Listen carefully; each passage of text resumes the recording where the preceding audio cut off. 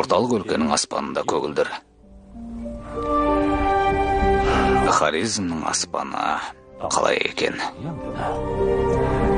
Қара теңіздің аспаны да осындай көгілдір мекен. Қахан, біз Хорезмге бір елшімізді жібергеніміз жөн. Сөйтіп, батыс әлемін бағындырған елмен одақтас болсақ, кейін алтын еліне жорық жасағанда, Таңғұт елмен батыс Ләу елінен қорықпайтын боламыз. Мұның жөні бар екен.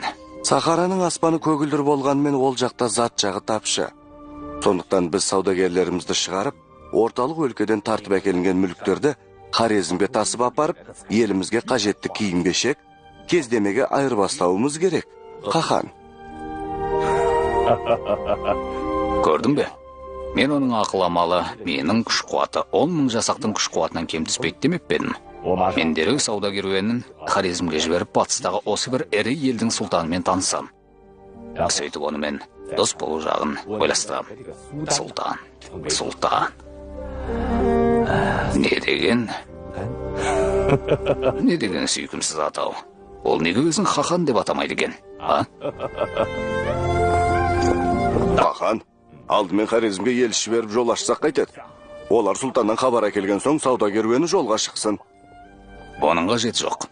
Біздің жіберетіміз қосын емес, сауда керуені. Сен үнділіксің. Олар бұл сапарда саған сенім артады. Қаханның қызметіне әзірмін. Тоғдай, сен Монғолдан шыққан тұңғыш саудагерсің. Біз байлығымызды молайтуда соғысқа ғана сүйенсек болмайды. Басқа ел саудагерлерінің алақанына қарап отыра берсек, ұзаққа бармаймыз. Елу жуса айтқандай біз де сауда жасауымыз керек қой. Осы бір ұлы бастаманы өзіңнен бастасақ. Қалай қарайсың? Сенің білдіргеніңізге рахмет. Жарайды, жолға шығыңдар.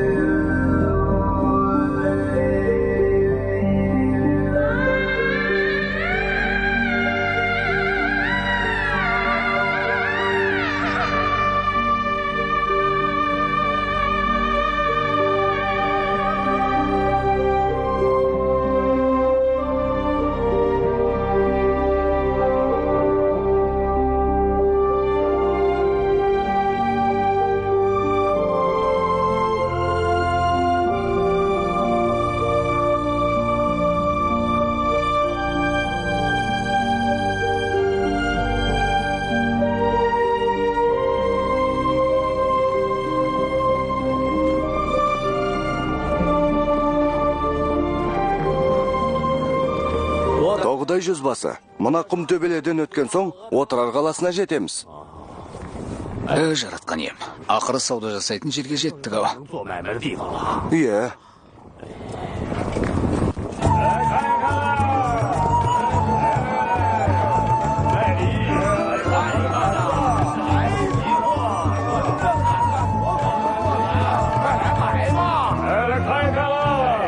Отырар қаласы.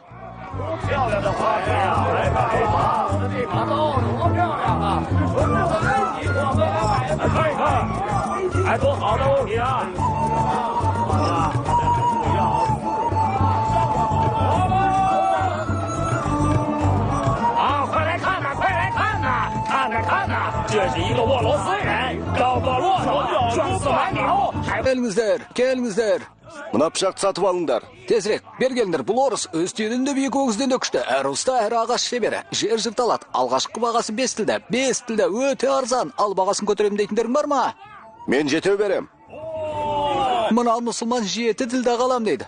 Бағасын асырып алатын тағы қайсыларың бар? 1, 2. Мен тағы 1 тілді қосам. Жау беріңдер.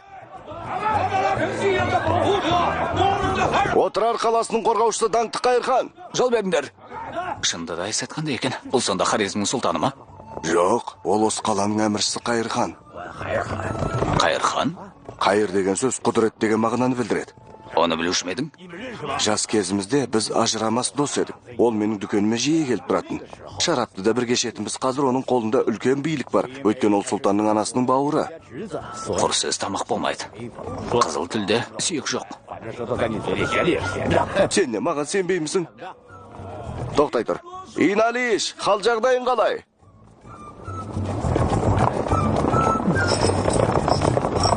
Қайырханды өз атымен атауға кімнің батылы барады? Әлде жон арқаңнан таспа тілейін бе? Айбынды сарбаз, мен Қайырханның досымын. Қамшы сілтейтін мен сенің құлақ кесті құлың емеспін. Оқтың ба? Қайырхан біздің заттарымызды көргісі келеді. Тоғыдай, ана бір нан сатып жүрген орыс сияқты мен де затымның бағасын 10 есе көтерсем қайтеді? Қалай ойлайсың? Шыңғыс ханның осы қылығың үшін сені жазалаған есіне шығып кетті ме? Қайдағын айтпа, біз сауда жассақ, адал жасауымыз керек. Өзің қызықсың, қалжыңдауға да болмай ма?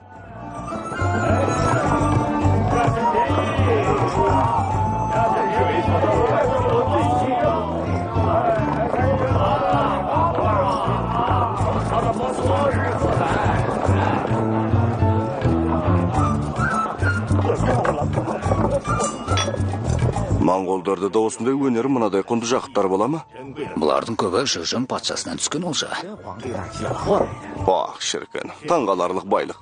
Мен қорған ішіндегі заттарының бәрін берсем де, мынадай байлыққа ие бола алмаспын. Біздің заттарымызды мақтап жатыр.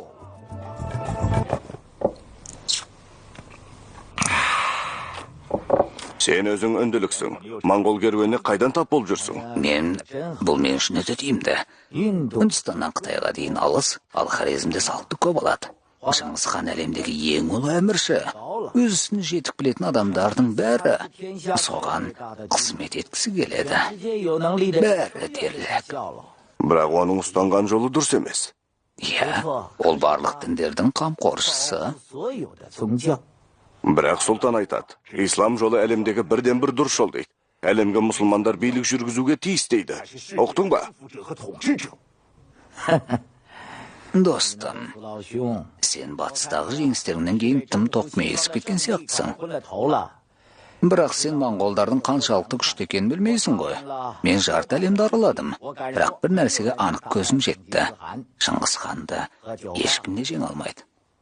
Мынау бір өте дәмдәрі күшті шарап моңғолдардың шарабынан да күшті алып отыр. Оның ішінде Хорезм сұлтаны мен де бармын ба? Не айтасың? Жаңа сен Шыңғыс ханды ешкімде жеңе алмайды деген жоқпысың. Соны айтамысың. Сұлтан екеуміз Шыңғыс ханды жеңе аламыз ба деп сұрап отырмысың? Ескі досың ретінде мен саған бір кеңес берейін. Шыңғыс ханның ашуына тидім дегенше, жолбарыстың жұтқыншағына түстім дей бер. Шын айтамысың? Егер жолбарыстың ашуына тисең, өзіңді ғана жұтады. Ал Шыңғыс ханның ашуына тисең, бүкіл Хорезм жұтылып кетеді. Олай болса, мен әуелі сенің және сенің заттарының көзін жоғалтайын. Не дейсі? Бұл сенің әзілің бе, бауырым?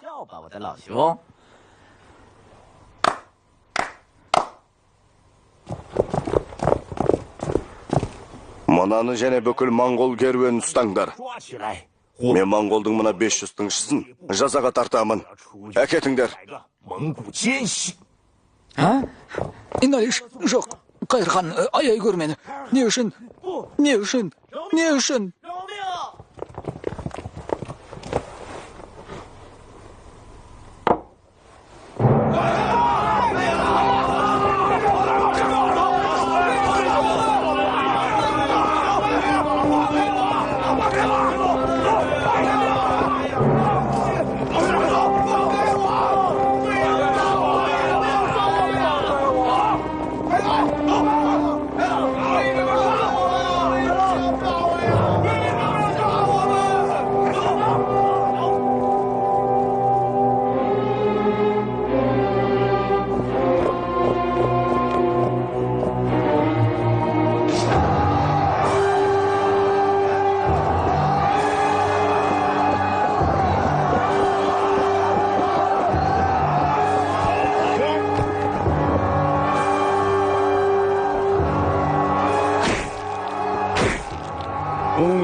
оқиға 1217 жылы болды.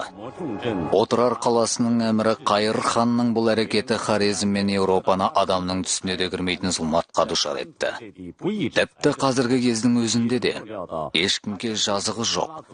Өз бетімен жүрген жүздеген саудагерді өлтіруі халықаралық деңгейдегі дау-дамайдың өршуіне апарып соқтырар еді. Ал әлемді жауламаққа ұмтылған екі әлемнің арасындағы текетірестің өршіп тұрған кезінде бұл отқа май құйғанмен бірдей жағдай болатын. Не? Сен не дедің? Бәрі де өлді. Тірі қалған біреуі жоқ. Қайырхан олардың бәрін қалалаңына әкеліп тізді және оларды моңғолдың тыңшылары деп жариялады. Сонан соң бәрінің бастарын кесіп, ел көретін жерге үйіп қойды. Қандай сұмдық. Оларға қарауға дәтің шыдамайды.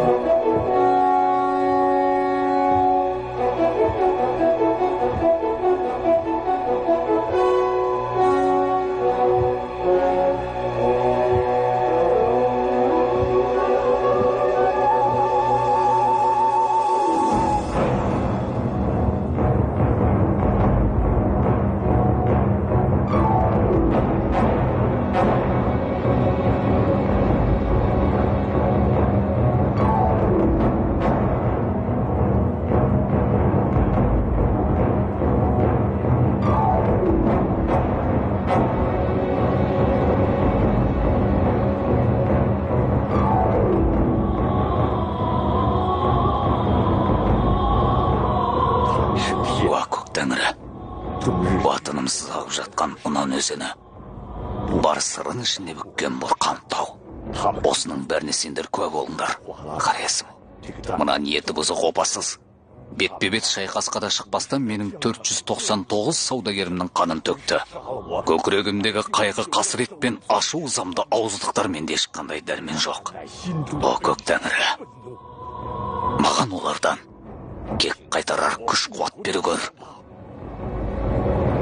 Өзің жар бола көр.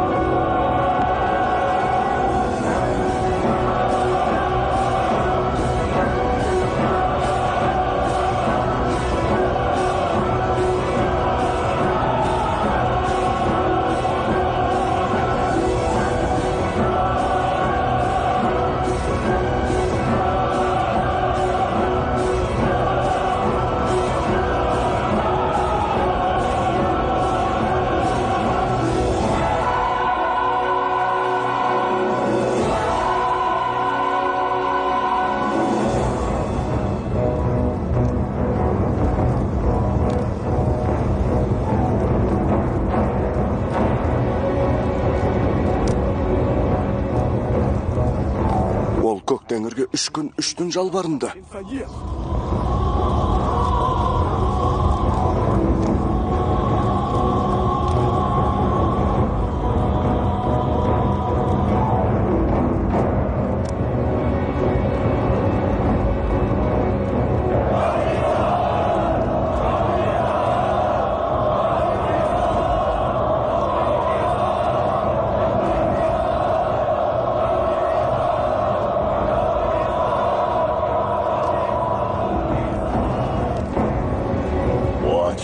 Мен Хорезмге өзімнің елшімді жібермек болып шештім.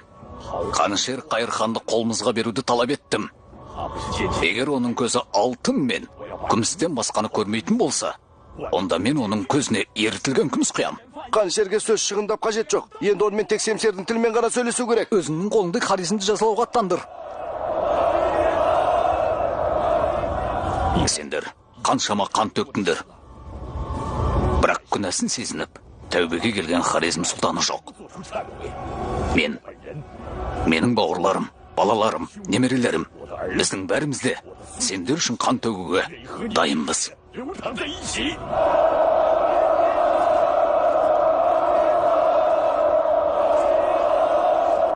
Қайыр хан мұсылман емес. Ол Бағдаттың ұрысы және кісі өлтіруші. Ол тыңшылар деп айып тағып 500 монголды өлтірді.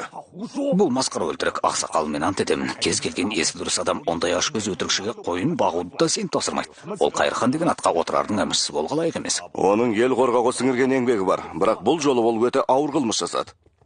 Ол айтты, тыңшылық жасаған үшін 500 монголды жазаладым деді.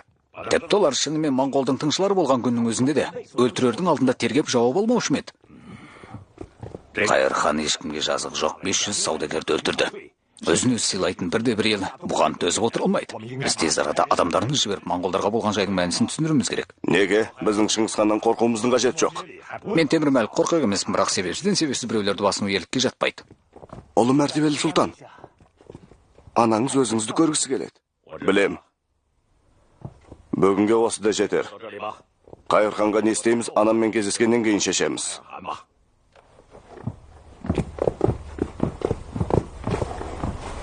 23 бөлімнің соңы.